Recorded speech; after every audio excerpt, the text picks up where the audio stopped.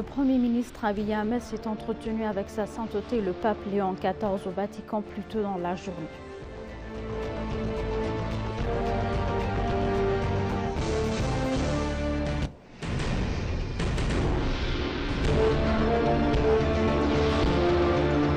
Le Premier ministre Abiy s'est entretenu avec la Première ministre italienne Giorgia Meloni.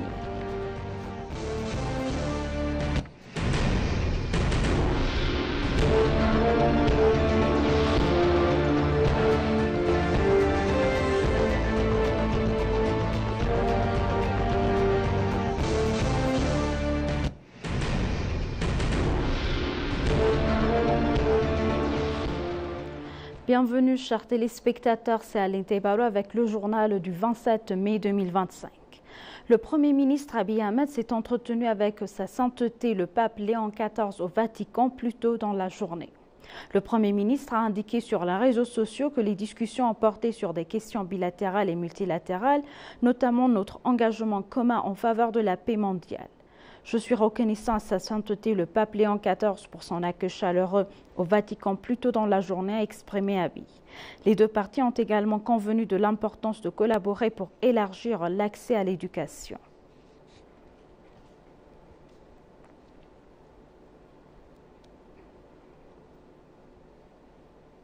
Le Premier ministre éthiopien Abiy s'est entretenu avec Palazzo Chigi à Rome où il a été chaleureusement accueilli par la Première ministre italienne Giorgia Meloni.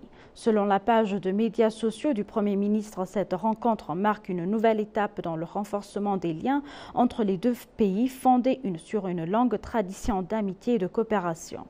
Au cœur des discussions figuraient plusieurs axes stratégiques, le renforcement des relations bilatérales, la promotion d'une coopération multilatérale plus dynamique ainsi que l'identification de nouvelles opportunités économiques et d'investissement. Le Premier ministre Abiy a souligné l'importance de cette coopération intersectorielle reposant sur le respect mutuel et des intérêts partagés.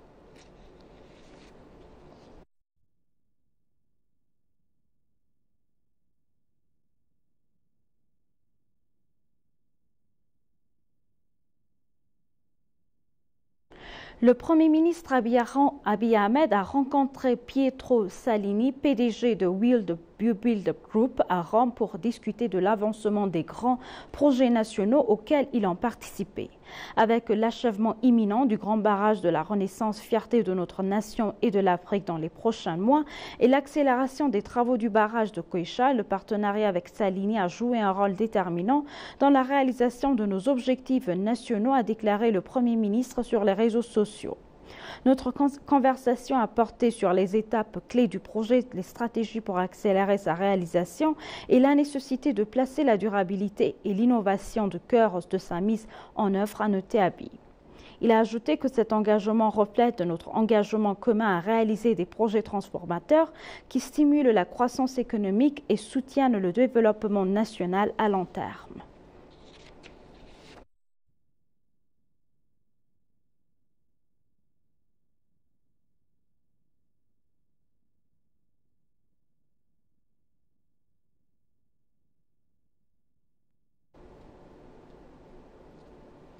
La 50e conférence annuelle et assemblée générale de l'Organisation africaine des assurances a débuté à Addis Abeba. La conférence s'intitulait « Ajuster la balance des paiements, le fardeau de la dette de l'Afrique, comment la dette souveraine affecte-t-elle les compagnies d'assurance ?»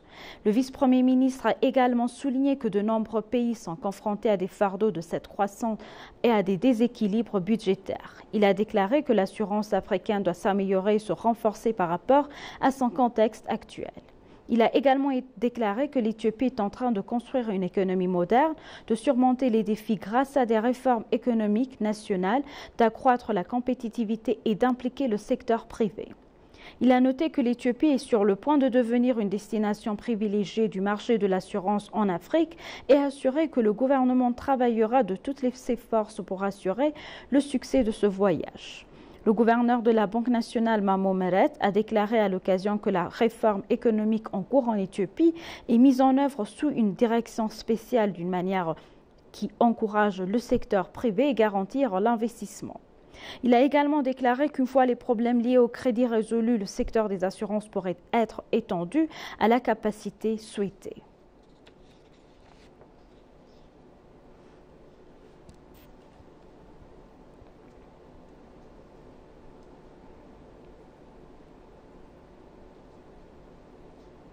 Le professeur Brooke Hailou, dans un entretien exclusif avec ETV, a déclaré que l'accès au port maritime, c'est une question cruciale pour entrer dans le commerce et le service internationaux. Il a souligné que le droit d'accès au port maritime pour l'exportation et l'importation de biens et de services est clairement inscrit dans le droit international. Le professeur a déclaré que l'Éthiopie n'a rien à perdre à jouer son rôle historique en mer. Il a déclaré que le droit international nous soutient également à travers les articles 60, 70, 124, 125 et 127. Il a noté que lors de la 3e conférence sur la mer Rouge et le golfe d'Aden qui s'est tenue récemment à Addis Abeba, la question de la mer Rouge et du golfe d'Aden a été clairement expliquée aux amis comme ennemis.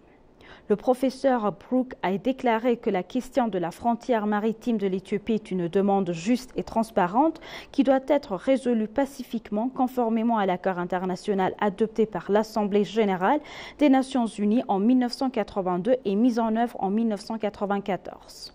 Il a souligné que l'Éthiopie a besoin de soutien de tout pour obtenir pacifiquement son droit d'accès à la mer et qu'il est important de travailler sur le principe du donnant-donnant.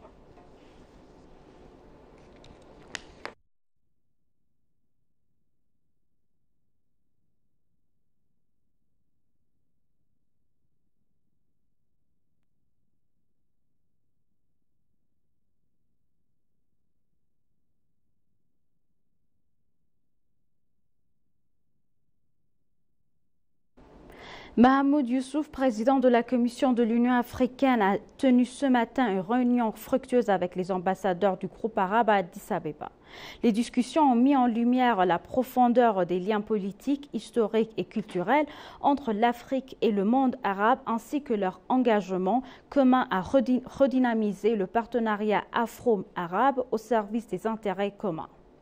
Le président de la Commission et les ambassadeurs ont souligné leur ferme soutien à la cause palestinienne et l'importance de coordonner les efforts pour relever les défis communs, notamment la situation au Soudan, en Somalie, en Libye et l'évolution de la situation dans la région de la mer Rouge.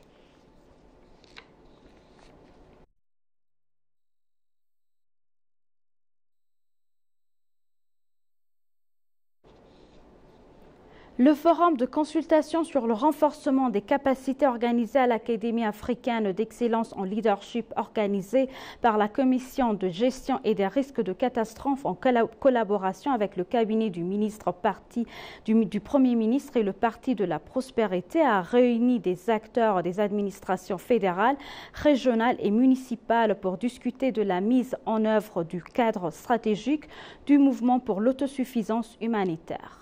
S'exprimant lors de cet événement, Aklilu Tadessa a souligné que l'Éthiopie avait pris des décisions audacieuses et transformatrices visant à garantir à la souveraineté de l'aide humanitaire.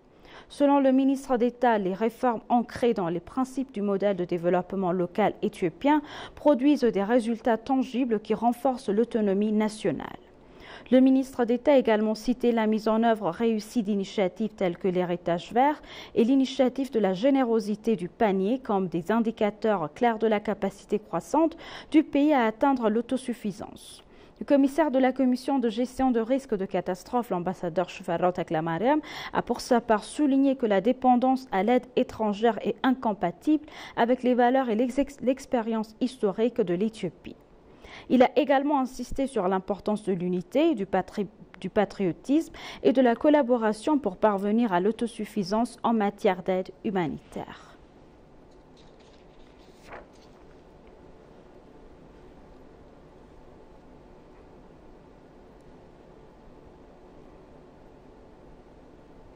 Et pour conclure le journal, le ministre de l'Innovation et de la Technologie a annoncé que 24 centres de communication intelligente construites dans toutes les régions du pays et dans 10 institutions fédérales commenceront officiellement à fonctionner cette semaine. Il a également déclaré que les salles intelligentes précédemment construites par 5 institutions fournissent désormais de services. Le ministre d'État de l'Innovation et de la Technologie, Shroun Alamayo, a déclaré à l'ENA que les centres de communication intelligents permettront aux parties prenantes de différents endroits de se connecter facilement et de mener à bien leur travail. Le ministre d'État a également révélé que les 24 unités de communication intelligente à l'échelle nationale seront officiellement inaugurées et commenceront à fonctionner en même temps demain. Shroun a également déclaré que la construction de ces salles de communication intelligente, qui ont été construites dans toutes les régions dans les 2 administrations municipales et dans 10 institutions fédérales sélectionnées, a pris 1 an. Il a déclaré qu'un manuel d'utilisation et une formation de renforcement des capacités sont fournis aux experts pour assurer un service continu.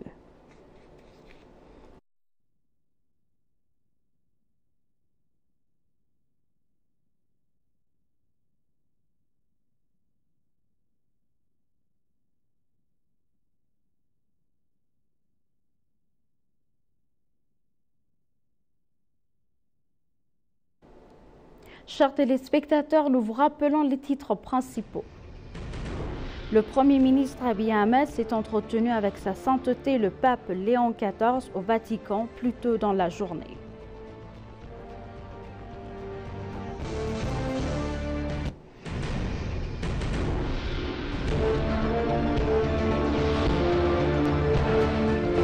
Le Premier ministre Abiy s'est entretenu avec la Première ministre italienne Giorgia Meloni.